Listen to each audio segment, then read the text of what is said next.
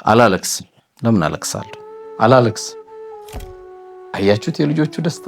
አቤት ደስታ፣ አቤት ፈገግታ፣ አቤት እርጋታ፣ አቤት ጨዋታ!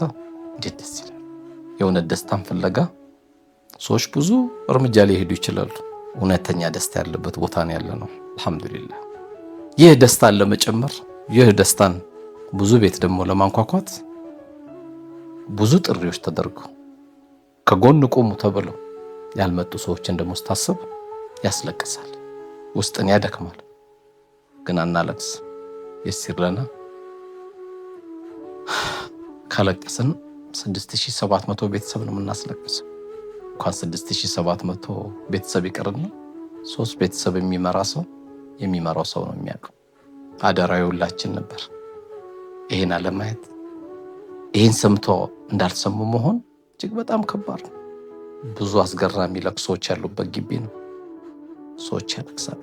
ባሏን ከማጣት በላይ ከባድ የለም።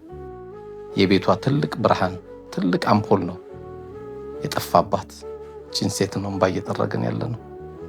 ይሄ ሁሉ ጥሪ አውቆ ደግሞ ያልመጣ ሰው እጅግ በጣም ይሰብራልም ያስለቅሳል።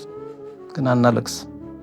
ጌታችን አላህ ትከሻችንን ጠንካራ እንዲያደርግልን ብርታቱን እንዲሰጠን እሱን ከመለመን ውጪ ሌላ የምለው ነገር ነው። አላለቅስ።